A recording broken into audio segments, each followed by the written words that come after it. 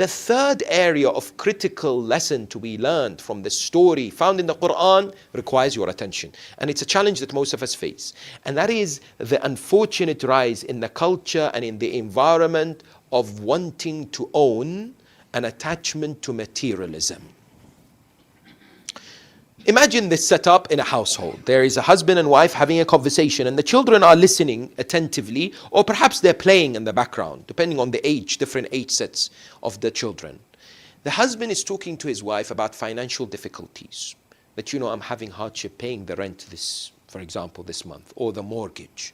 Perhaps I'm in the minus, that the bank is demanding that I make payments. The wife says, okay, we'll make some reductions, for example, or we will not necessarily go on this vacation, for example. Perfectly fine conversation. Next day, there is another conversation that, okay, maybe you need to do this, work extra to get more. Third day, there is a conversation, for example, about cutting costs in the house. All that the children are listening to are conversation regarding acquiring more wealth. They are subliminally being taught that success in this world is about gaining wealth and materialism. They are being somehow put in a position that, look, my parents, they're constantly worried about how to make ends meet, for example, how many times we find parents in front of their children talking about verses of the Quran, talking about the Ahlul Bayt, speaking about things which have inspired them, acts of kindness, acts of goodness. Because sometimes these kind of conversations do make a difference, an imprint on the mindset of the children. We have to be careful what we say and what kind of image we present when it comes to what? When it comes to this delicate, very sensitive issue. Because then we are indeed drawing up what is critical for our children to become good, successful human beings. Every aspect of tarbiyah must be looked at, and sometimes this element is not really necessarily considered, because we think tarbiyah is like a lesson. We come, let's read Quran, let's discuss something, and then we move on. But it's a 24-hour thing. It's something that's ongoing and must not be taken lightly. Yes. When we come to this story, what is it teaching? The story is teaching what? Self-sacrifice, altruism, giving for the sake of Allah, simplicity. That was hallmarks of the household of these holy individuals. Yes. And no doubt, something that you and I must carry and implement in our lives. Some people come forward and say, very well, can we maybe summarize some of the key aspects that perhaps we need to develop within a family setup? And this is not comprehensive, but no doubt some tips that we can learn from the Holy Quran and from the illustrious life of these holy ma'sumin. One of the key aspects is the association with the Holy Quran. That the family setup should collectively have a project of enhancing their understanding of the Quran, enhancing their connection and their association with this holy book. How much of a connection do we have? Is there an affinity with the Holy Quran? Do we spend time discussing it? For instance, this is key, yes? In order to ensure that the family setup is within what Allah subhanahu wa ta'ala wants it to be. Number two, of great importance, is what is known as collective obedience. How beautiful it is that in a family setup there is Salatul Jama'ah, for instance. There is discussion of a book that was read. There is a discussion of a majlis that was listened to on the way back home, for instance. Or designation of certain times of the week where families sit down and it is without phones or gadgets, and they engage in meaningful discussions that will develop their understanding of the religion. How important it is that we have to confront and embrace difficult questions, because sometimes parents are very worried.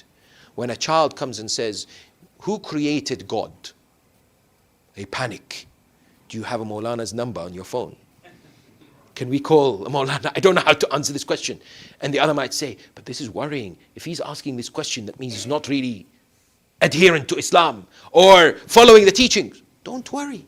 Actually, it's a sign. Because the Holy Prophet of Islam one day was asked the same question. A youth came to him and said, Ya Rasulullah, who created God? And the Prophet of Islam said, maybe shaitan is coming close to you. Yes. However, this question of yours is a good step, because it's a first step towards you attaining yaqeen. It's good. You're asking questions, meaning you're inquisitive, you want to learn. Some of us are afraid of the questions that are asked by our children. Perhaps because we don't know the answer, and none of us knows all the answer. But we have to be prepared to find the answer and invite our children to be engaging and to be inquisitive as far as their faith is concerned and adherence to the religion is concerned.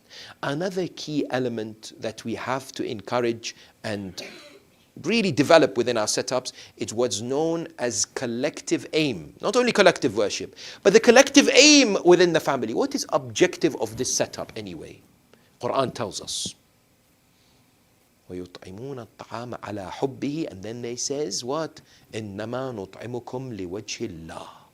You see, nurturing and developing spirituality within a family setup requires its own discussion, no doubt. It requires its own analysis and how tools, effective tools, can be brought forward by both parents in order to ensure that this connection to God is what? At least kept alive, sometimes throughout the years becoming stronger and sometimes no. But at the same time, there needs to be an overall aim. That overall aim is to please God. That overall aim is to become better human beings. That overall aim is to somehow elevate ourselves to higher statuses. Collectively, if that aim exists and that is nurtured and is acted in the best possible way by parents, that sets the path for the family to go on the right track. And of course, a key component that today is highly encouraged by our ulama for a successful family setup is what? Is the association with the Ahlul Bayt, is understanding good role models, is developing a connection with these individuals whom Allah subhanahu wa ta'ala had indeed chosen. Look at the model that Amir al-Mu'mineen would develop and would encourage his companions. Abu al-Aswad al-Du'ali, Ridwanullahi ta'ala alayh, one of the best companions of the commander of the faithful. One day he came home, he saw his daughter having honey, eating honey. He knows at the house there is no honey, so he wonders where this honey come from. Eventually he finds out, he asks his daughter, where did you get it from? She says, a man delivered it to the house. And when I asked the man, where are you from? Why are you delivering it? He said, this is a gift from Muawiyah to you. There's no strings attached. It's just a gift from Muawiyah, yes. At that moment, Abu al-Aswad al-Du'ali looks at his daughter and says, this may taste sweet, but in reality it's poison. This is the enemy of God. This is an individual who is against the commander of the faithful. He is trying to soften your heart towards him so that you lean more towards him. When he gave this plausible, very nice explanation to his daughter, the narrations tell us that she vomited out deliberately the honey and recited lines of poetry to the effect that, oh Muawiyah, you can present me with honey and whatever you wish, but you will never take away the love of Ali from my heart.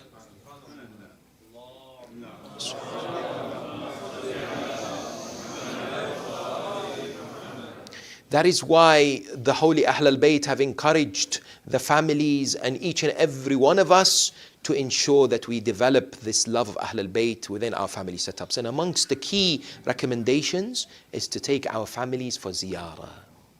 Sometimes some of us plan vacations. We go to, mashallah, these lovely places, and there's no problem with that. But to take one's own family to these blessed shrines is so rewarding. The impact on the children, the impact on the development and their connection with Ahlul Bayt is only grasped by those who actually undertake this spiritual journey. No doubt. We should plan and ensure that we do whatever we can to take our families towards these holy sites in honor of these holy individuals. Yes. And I tell you, the example of Amir al-Mu'mineen and Sayyidatun Nisa with regards to their parenting and their upbringing of the children, no doubt has some connection with their parents as well. It's the impact of the Holy Prophet of Islam and Sayyida Khadija, peace and blessings be upon her. It's the wonderful, exemplary, role model actions of Abu Talib and Fatima bint Asad, Ridwanullahi ta'ala alayhima. The very fact that the Quran praises Amir al-Mu'mineen and Fatima Zahra and their setup means that their parents were brilliant too. They passed on these essential skills to ensure a successful family setup. And when we come to Khadija, What do you remember about Khadija? This blessed lady who gave everything for the sake of Allah and sacrificed, but was the best of mothers, isn't it? But one thing would break the heart of Khadija. In her final few days on this world, she would be seen crying. And the Prophet of Islam was told that Khadija was in pain. Khadija was in the state of sadness. And when he asked why is she sad, he's told that she's wondering, how will Fatima get married and her mother is not with her? Who will be next to her? Because normally at the time of marriage, the mother is there. The mother is kind of a backbone, kind of supporting, kind of sending off the daughter to the new household. But she was thinking about Fatima and how much she will miss Fatima Zahra, isn't it? And I tell you, the Prophet of Islam, these were the most difficult moments to lose his beloved Khadija, to the extent that later anyone who reminded him of Khadija, he would stand up in honor. He would give gifts to those who were relatives and those who were connected to Khadija in every shape or form. But there is one thing that he couldn't do for Khadija physically, and that is when she passed away, he was not able to cover her body. He did not have a kafan. They were sanctioned in the area known as Shab-e-Qadr, and there was no way for them to get any piece of cloth. It was very hard for Rasulullah. How can he bury his beloved wife Khadija without a kafan, without a shroud? They would not have something like this. At that moment, Jibreel descends and says to him, Ya Rasulullah, Allah subhanahu wa ta'ala sends you this kafan from Jannah, and it's divided into 5 parts. This story is narrated by Amir al-Mu'mineen in his final few moments when he was bidding farewell to his family members. He says, make sure that you cover me and my body with this special kafan that Jibreel bought. And when his family members around him would ask him, who is it for? He says, the first part of this shroud was for Sayyidah Khadija, and the Prophet indeed covered her body with it. The second part was one for the Prophet himself, and I covered his body with it. The third part was for my beloved wife Fatima, and I covered her body with it. The fourth part is for me, and you must cover my body with it. The fifth part is for my son Hassan. Make sure you cover his body with it. There was a young girl in that particular gathering who all of a sudden said, what about my brother Hussein? Is there no kafan for Aba Abdullah? Why? Why would Aba Abdullah not have a kafan? Ya Amir al-Mu'mineen. Yes, he would console his Zainab. Yes, he would give her the strength and ask her to be patient, because she would see these calamities. She would see the body of Aba Abdullah al-Hussein torn into pieces. She would see the horses dig their heels on the chest of Hussein. And the holy Imam would say to her that you must exercise patience. I tell you, there was one man who had to see the body of his father without a kafan and indeed bury him in this state, and that's Imam Zayn al-Abidin. When Imam Zayn al-Abidin came to bury the body of his father Aba Abdullah, they asked him a few days later, how did you find the body amongst all the other bodies? They were all headless. He says, there is no body in Karbala like the jasad of Hussein. He said, why? He says, every angle, every part of his body was battered. It was filled with arrows and bruises. There was no injured body like the body of Aba Abdullah. But Imam Zayn al-Abidin, when he sat next to the body of Imam al-Hussein, he would weep and cry. He would look at the body without a head in this state. Alayka minni salam abatah ya Aba Abdullah. Whilst he was in the state of crying, Bani Asad came towards him. They said to him, Yabna Rasulillah, would you require any help? Do you need any assistance? He said, no, I can do this by myself, but I want to ask you have something. They said, what do you want? He said, I want a small piece of cloth. They said, we will provide you with a small piece of cloth, but can you tell us why you want this small piece of cloth? He said, because every time I pick up the body of my father, one part of it comes out. I want this piece of cloth to gather the body parts of my father. I need to gather the body parts of Hussein, because the body parts is scattered on the plains of Karbala. When he lowered the body inside the grave, there is no kafan, there is no ghusl, there is no head. He covers indeed himself on the body, trying to bid farewell, kissing the body, crying. Normally when people lose their loved one, they kiss the neck, they embrace the face. Normally you put the face of the mayyit towards the direction of the Kaaba. But Abu Abdullah's body was headless. Hussein's body was indeed torn into pieces. But Bani Asad said, when we recognized that he was doing this, we saw that he did something, that he came out of the grave. He went towards the plains of Karbala. The grave was still open. He went towards the plains, and he came back with something in his hands. Later we asked him, Ya ibn Rasulullah, what did you go and what did you find? He said, I went to look for the severed fingers of Abu Abdullah. I went to look for that severed finger where that man had severed him because he wanted his ring. But then they noticed that all of a sudden he left the grave. He went back to the plains. He came back with something under his aba. He entered the grave. Then he left and he sealed the grave of his father. We asked him, Ya Sajjad, Ya Zayn al-Abidin, what did you find and what did you put? He said, when I finished and I was about to seal the grave, I heard a noise, a sound coming from the direction of the body. It said, my son Ali, bring me my baby, bring me my asghar.